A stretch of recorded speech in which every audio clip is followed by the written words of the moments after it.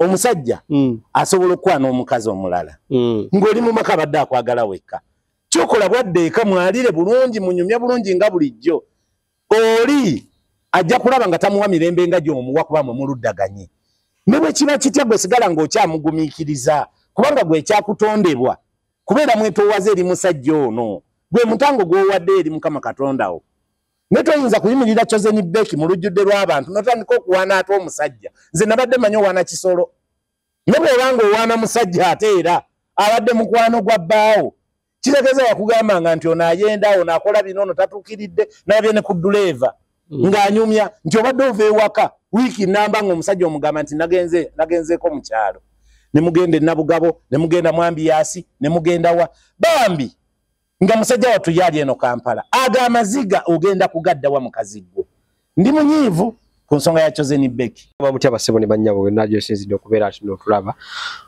nako olwaleero tukomyewo still ne president wa FUTA, that is the Federation of Uganda Traders Association. Bano no batwala abasuubuzi bonna mu Kampala ne mu Uganda yonna okutwaliza awamu ngeno ne president waabwe kitegeeza kigwe n'omusuubuzi atanaba subscribinga under him munoonyeeko ensonga zitambulire ddala bulungi nnyo ate naawe onyumirwe obulamu bw'ensi eno. President Museveni essaawa yonna agenda bakyalirako baba balakaki president soka oyanjule ate otuwulye mubalakaki bannyabo ne baseba batulaba mbalamusizaako nnyo mu linnya lya Katonda kitaffe oyo w'amaanyi mwebala obuweereza bonna bwe mutuweereza gye muli ne be muweereza tusiima nnyo. Erinnya lyange nze John Kabanda ndi president wa Federation of Uganda Traders Association FUTA New Generation yentwalayo ku pano. Ndi musajja musuubuzi nkolera mu BBC Plaza dduuka liri B105 wansi mu basement ate musajja mulwanizi wa ddembe lya busuubuzi omwavu alisuubi. Ndi musanyufu nnyo okubeerako wano olunaku olwaleero.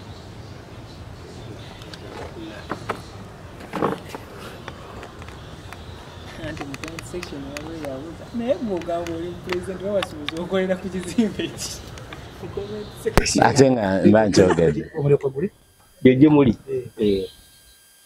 abo babeera bayaaye bakasita babagula. Okay, President, tutandikirewo ndala ndowooza ku nsonga z'abasuubuzi. Olutalo olugenda mu maaso wakati wa Kasiita n'obukulembeze bwayo. Kambuuze ekisooka Kasiita lwaki yegaana okwegatta ku mmwe ng'ate Kasiita ekolera mu Kampala wokka. Then obukulembeze bwayo lwaki buyugayuga nnyo buli kaseera entalo tezigwa mu Kasiita. Kakati ebyo ebyentalo tebiri mu kibiina kya Kasiita Kampala City Traders Association. Ni mu bibiina ebirala zikafo Kampala Traders Advocacy Forum, New Generation Traders Association entalo zaali zibaddeyoko. Naye ife ng'abakulembeze baabwe abali ku top era bye bimu ebyatuleesa federation. At least tubeere nga tulina umbrella body waggulu esobola okwamonaizinga abantu bano ne tukwatagana media ne tutabawa nnyo mirimu gya kukola kubanga bangi mu kutabuka bo babeera bakifunamu. So tukubiriza abasuubuzi bannaffe abo ab'ekibiina ekyo ekyafunyemu obutakkaanya badduke emisinde bajje mu ofiisi za FUTA.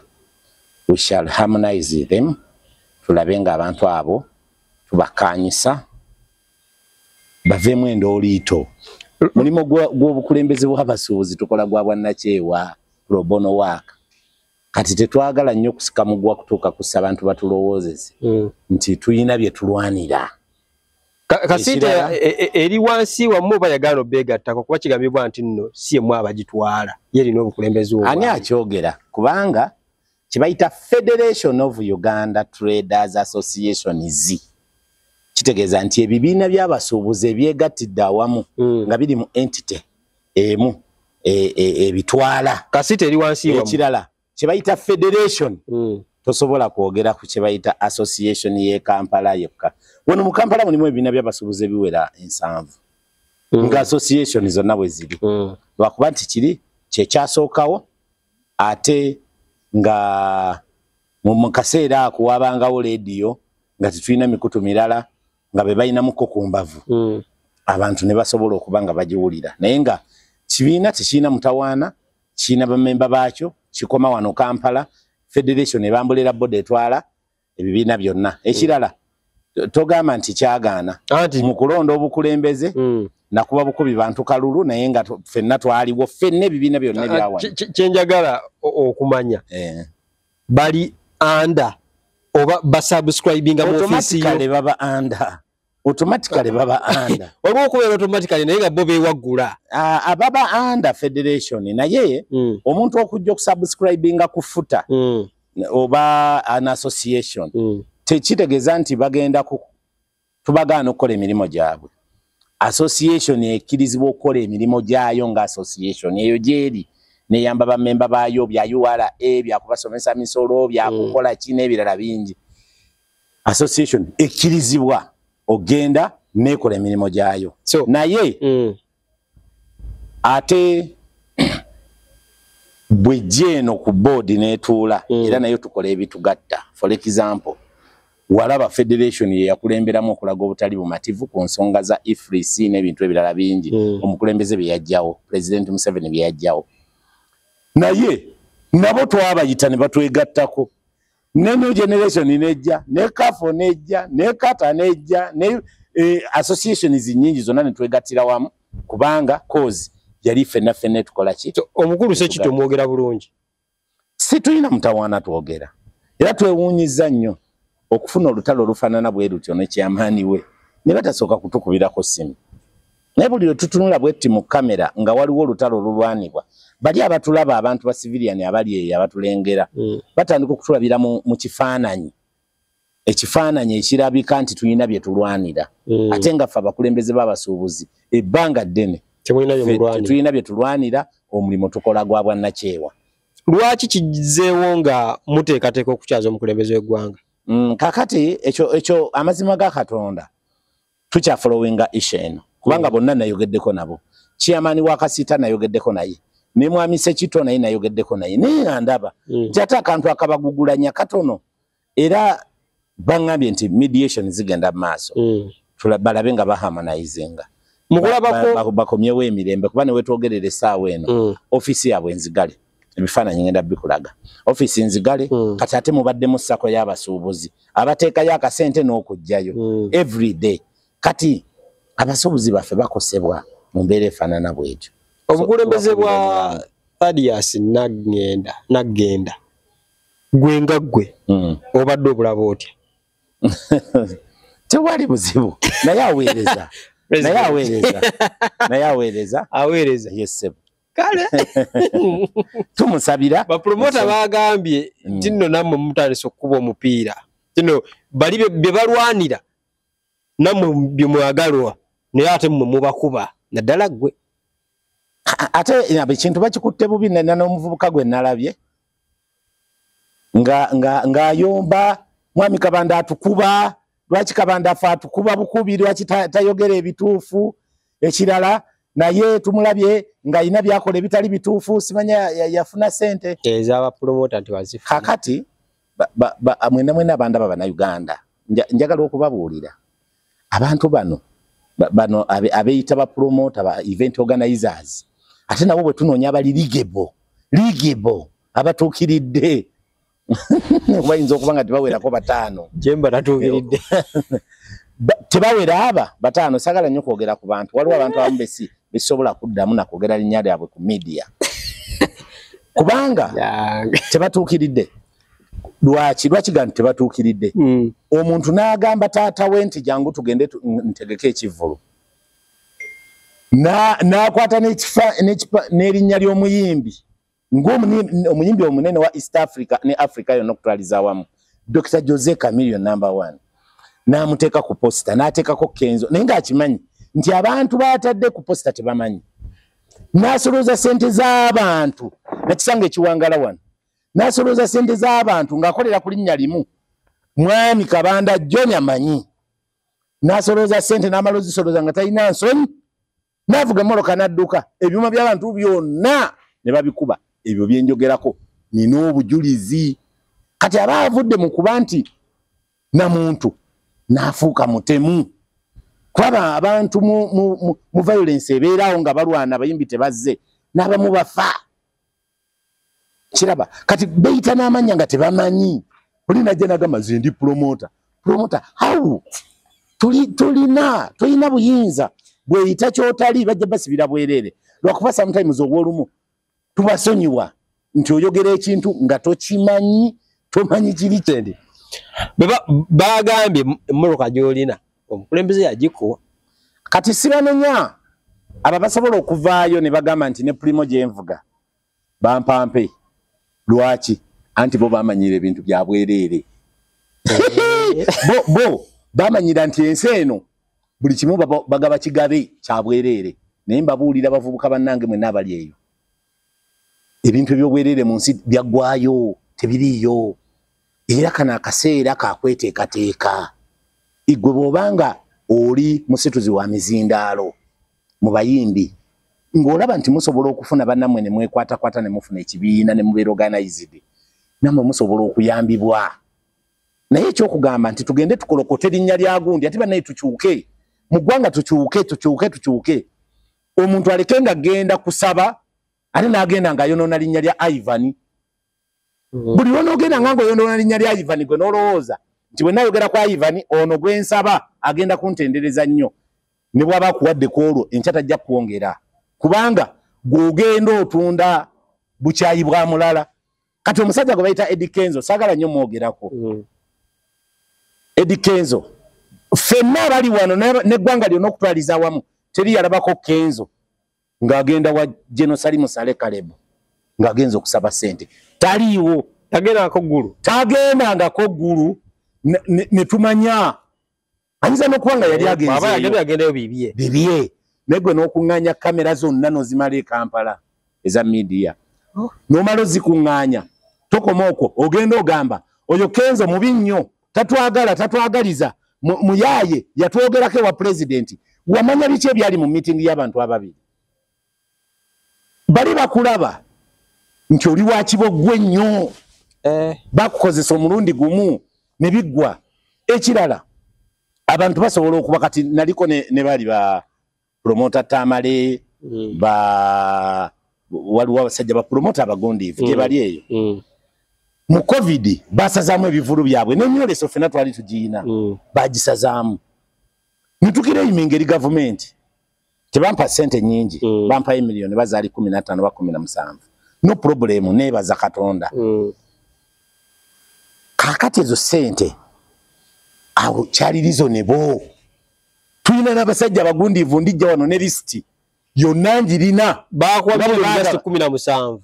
nina lisiti baafuna emiliyoni 8 abalala biliyoni zipulasi naye eggwanga teryanyiiga lwaki kubanga waaliwo covid ebivulu by'abantu nga bisaziddwamu n'abalimba era tewali buzibu kwa n'omulimu gwabwe gwali muggale naye kino kitegeerekeka omusajja yakulira federation y'abayimbi ayagala kuzimba fraternity yaabwe industry ya music ekule gwate naawe jojja omusuubuzi agenda okubasuubula atwale ssente olinajja n'akuyimbira ogamba olwaleero nzize nange naye njogera ku Kenzo mubi kakati Katonda anakuwa atya omukisa onoofuna otya omukisa gwa Mukama Katonda gwe ng'ogenda ovuma mulala ogenda oyogera ku mulala mbu ofune ebyo by'okwonoona amanya gw'abantu byaggwawo dda muswala abasajja ab'ebirevu ebirimu n'envi abasajja abakulu muzadde abaana batwenkana batusinga nga bakulaba ogenda oli ku geti ya musajja okonkona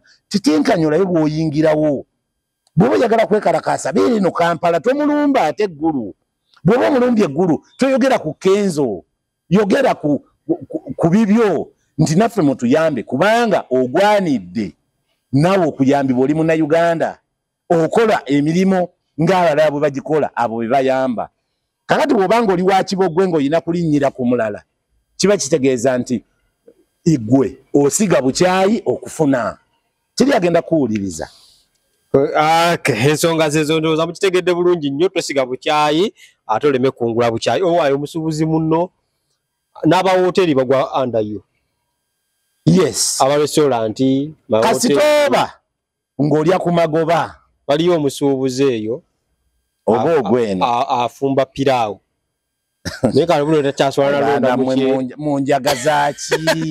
Lwaki mundeeta ku buli kintu kyonna nkyogereko? Musuubuzi munno. Mu njaga zaaki. Kati obudde bwe takyaswala londa piraawo aggyemu amayinja.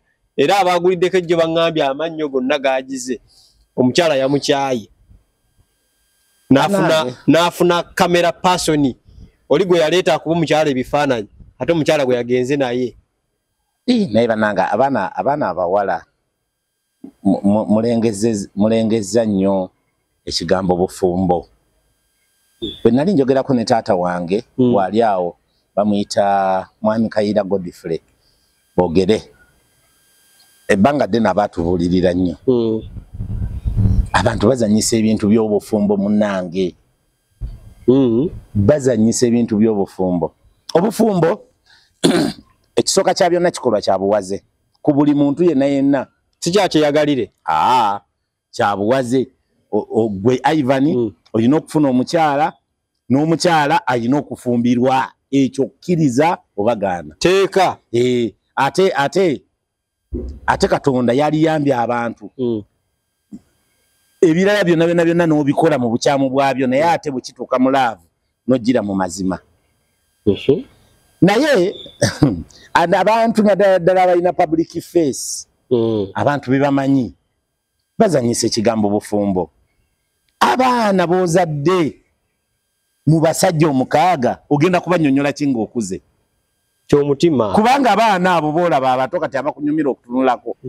Waliwo akaseera k'okukula nga balaba bataata baabwe 9. Kati bataata 9 ogenda bannyonnyola otya abaana nti nakola ki? Ewoono yakola ki? Noono yali mukyamu, noono naye n'aba mukyamu, noono. Ebbanga lyonna ono Molini Nantume mwannyinaze yayina kayimba ke yayimba. Yagaa nti obufumbo kibanga kiyungu ekijjudde omukka. Ebintu ebimu muba mulina obbigumiikiriza. Omulala yayimba akayimba ne kansanyusa yali aluna mu biro. Eyagaa nti ova ew'akabanda ng'ono lwakuba yakwanye bukwanyi. N'ogende wa Ivan ng'abakazi ayina 3 gwakufudde wakuna. Bwe biba kubanga katubiraba wano ku mitimbagana ate problem eriwo. Ono omuwala mwannyinaze Chosen Becky kamwogereko yakoze ensobi etya bwe yagenze okola amatankane ate yagakoledde mu kamera. Agade matankane gennyini agatabangawo. Fenna tuli banyiivu. Nanyize nnyo. Yanyizizza era n'abantu abalala bangi nnyo jja kubalabanga nabo banyiivu. Naye yabikoledde mu kamera. Kitegeeza nti obufumbo butwanikidde. Era omusajja yagenda kwewozaako mu kamera. Kyegero kyonna ekinaaba nawe ogenda kudda Chosen Becky weewozeeko mu kamera. Noono omusajja gwe wafunye bwe n'abyeyemoola ebitategereka ng'ensonyi zimukutte naye agenda kwewozaako mu kamera. Weewalanga nnyo olina okubeera n'ensonyi Ivan. Bw'oganzanga omukyala yenna mbulirira mwenna batulaba. Mukwano gwe, muganda we, n'abantu abamusemberedde bonna beesonyiwe. Abakyala abalungi tubalina mu ggwanga wano bangi nnyo abatalina basajja. Tewali nsonga lwaki oddira abawala abasemberedde mukazi wo oba abasajja abasemberedde bbaawo n'obaganza. Era alayika omwami ono sinsi yali amukuba bifaananyi yali amukyusa bulungi. Tewali weerekereze kubanga gwoyo Katonda teyamukuwa. Ate teri atatereera. Amiri asobola okuba nga abadde ayina ensobi ze.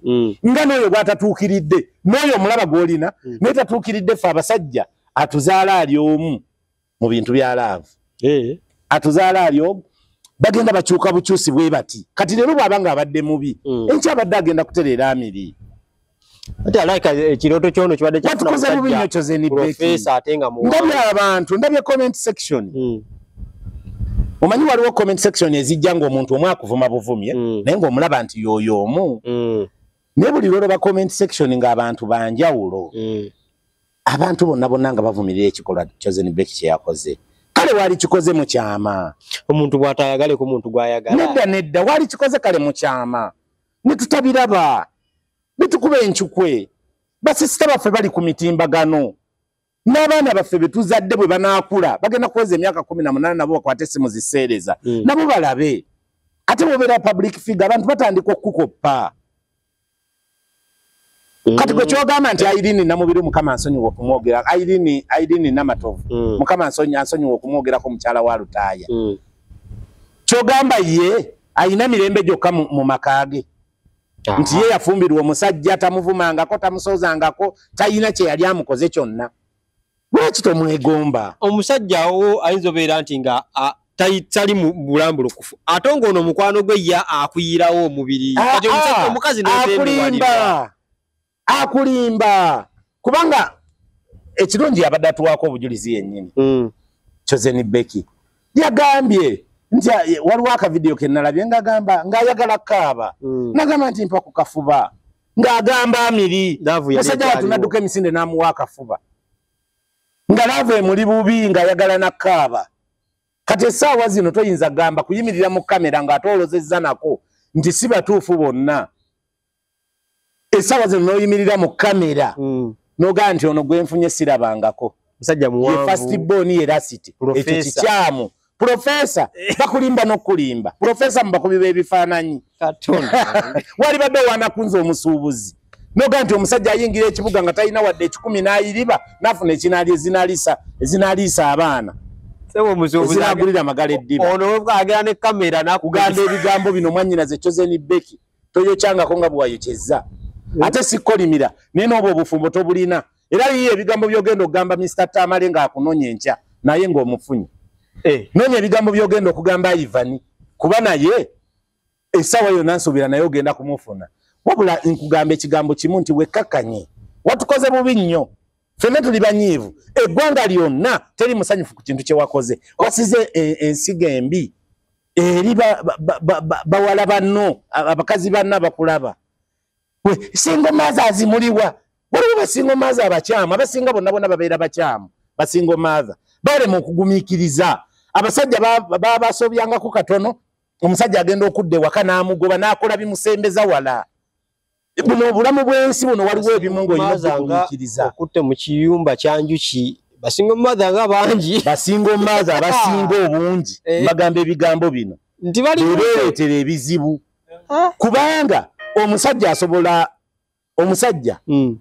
okwana omukazi omulala ng'oli mu maka badde akwagala wekka kyokola bwadde eka mwalire bulungi munyumya bulungi nga bulijjo oli ajja kulaba nga tamuwa mirembe nga gy'omuwa kuba mwe muluddaganye ne bwe kiba kitya gwe sigala ng'okyamugumiikiriza kubanga gwe ekyakutondebwa kubeera mwetoowaze eri musajja ono gwe mutango gw'owadde eri Mukama Katondawo ne toyinza kuyimirira Chosen Becky mu lujjudde lw'abantu notandika okuwaana ate omusajja nze nabadde manyi owaana kisolo ne bw'obanga owaana musajja ate era abadde mukwano gwa bbaawo kitegeza wakugambanga nti ono ayenda ono akola bino ono tatuukiridde nabye ne ku duleeva ng'anyumya nti obadde ova ewaka wiiki namba ng'omusajja omugamba nti nagenzeeko mu kyalo ne mugenda e Nabugabo ne mugenda mu Ambiyaasi ne mugenda wa bambi nga musajja watu yali eno Kampala aga amaziga ogenda kugaddawa mukazi gwo ndi munyiivu ku nsonga ya Chosen Becky kati ki ekirina okukolebwa ekirina okukolebwa mmwe bamaama abatulaba kuba abasajja tebalina musango abasajja tebalina musango naye bamaama abatulaba mulekeraawo okugoberanga abasajja ewala babanga alina ensobi gy'akoze muyite omukumeekume ajja kukyuka kubanga ensobi zikolwa bantu kakati president tutunuulire ku ono omusajja Abudu eyatutte muka mukwano gwe ng'oli yamuleeta ku mulimu namwe akwadde akalimu kubira omwamukyala ebifaananyi eventually n'amutwala ye omwogerako aka interview ke nkola kakubireko mu dakiika kankubire kati kakati ono Abudu amagezi genkuwa gwe Abudu ekyo ekikolobero kye wakoze ogenda kisasulira ekyo ekikolobero Abudu kyakoze nsaba Katonda atulaba eyatutonda ffenna n'atussa ku nsi atuwa obulamu Abudu agenda kujja lwakuba ayinza obutadda mu kamera babiri bayinza obutadda mu kamera nga bafunye ebizibu mu laavu kubanga ensi eba egenda baseka nayo yino kisasulira tekisoboka Katonda gyali nze nzikiriza nti Katonda gyali kubanga ye yatutonda yatulinako obuyinza ffenna toyinza kutwala mukwano gwo tekisoboka nkiwakanya nnyo ng'omumanyi n'omumanya mubadde munyumya ne museka nga bw'omanya abasajja ne mugeyako oli n'ayitawo ne mumugeyaamu ne mwesekera oluusi ne mukwanako n'ebbali kale nze lwakuba nti nze ebyo sibikola naye abavubuka babikola kale naye sibikolangako nze kati mbadde nkugamba nti abo abasajja abakola ebyo ebintu n'otambula naye mbalabyeko bajja kisasulira wenna mugenda kisasulira temuyinza butakisasulira Abudu watuswaziza nnyo ng'abasajja mukamunno walirinze Chosen Beki abasajja abalala ne bamukwana n'esiggwe bwe kirowooza nti buli kimu kyonna mu nsi gw'ogenda okiwangula alimu ki ekirala kye nalabye ku Chosen Beki bambi engeri gye yatondebwanga mukyala mumpi yalowooza mbu abampi bo tebabaagala Chosen Beki abasajja gye tuli abaagala abakyala abampi kati nga gw'olaba onamuyamba buyambi kati gwe wabadde olowooza mbu onaakuyamba buyambi kumbe nedda obadde okyalinayo second chance ne kati chance gy'obadde oyina yino wagivulunze mu ttaka ensi yonna eri mu kusekerera ensi yonna eri mu kusekerera toliddamu kufuna kitiibwa wadde okumanya bizibu nnyo n'akayimba essaawa zino kw'obadde otambulira mu mikolo wandibanga teri agenda kuddamu kuyita ku mukolo gwe kubanga oleese ekifaananyi ekibi Chosen Beki ogenda kufuna ekizibu olowooze n'okulowooza nti Amiri yakuloga naye nga balimba n'oddira omusajja n'omuteeka mu buliri bwa bbaawo omusajja twabaaki olina omukazi n'akuyita n'akuteeka mu buliri bwe naawe n'okkiriza ng'okimanyi bulungi nti ago amaka galimu omusajja ne bw'aba mwavu ne bw'aba tategeera ne bw'aba musiru atya ne bw'aba nga atya tokkirizanga kuyingiranga mu nnyumba ya musajja okujjako ng'otegedde nti mu maka gano eyali taata wa muno yafa ne bw'aba akyaliwo ne bw'aba ng'omusajja bw'ali mulamu ate nga mukwano nakusanga namu Amiri oyina omutima nze nkunoonya nkunoonya nkuweeyo ekirabo lwaki President tufune kusanga ewe tuliyeyo kapiraawo banaye tufuneyo lunaku tugende tuliyeyo kalanchi ku gundi enkya gye banaye muwagire nnyo omuvubuka oyo era mugende wa Amiri mulyewo nnyo mu budde tumulinde amala okuwona kuba embeera gy'ayitamu si nnungi olaba obeera na girlfriend oli n'olabira ddala ng'atandise okukyuka nawe obulamu ne bukyuka kubanga abeera muntu wo gw'obadde owummulizaako ebiki ebirowoozo bano ba Chosen Beki be batwonoonye emitima n'otuuka ku mukyala yenna gw'olabanga olabanga omuyaaye nange abakazi kati mbatya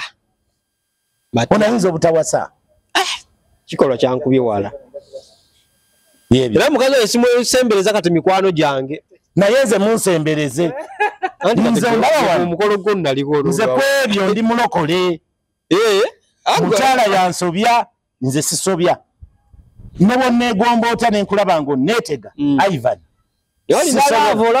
omukyala amuteeka mu kibuga ebyo tobyogera ebyo naye nkugambye nti omukwano gwe nnina ku mikwano gyange ku mukyala ku bakyala ba mikwano gyange wanjawulo nze bwentyo Katonda bwe yankola kubanga nina nnyo Katonda atumaliza ebigambo ebisembayo eri bannayuganda ebigambo ebisembayo ku basuubuzi bannaffe twafunye omukisa omukulembeze w'eggwanga ajja okutusisinkana tubasaba mujje tumusisinkane ng'ennaku z'omwezi 4 Septemba tewakyali kulanga kulala tugenda kubeera mu Nakivubo Bulu Primary School playground awo ku Nakivubo okulira Nakivubo settlement mujje mu bungi ng'abasuubuzi lunakusirwa kukola lwakusisinkana mukulembeze wa ggwanga alirwedde okutuwuliriza naffe tuli ready omubugiriza temukola ebyaluli mwebale nnyo mwebalire ddala ku lwa Katonda n'ensi yange yenze John Kabanda president wammwe.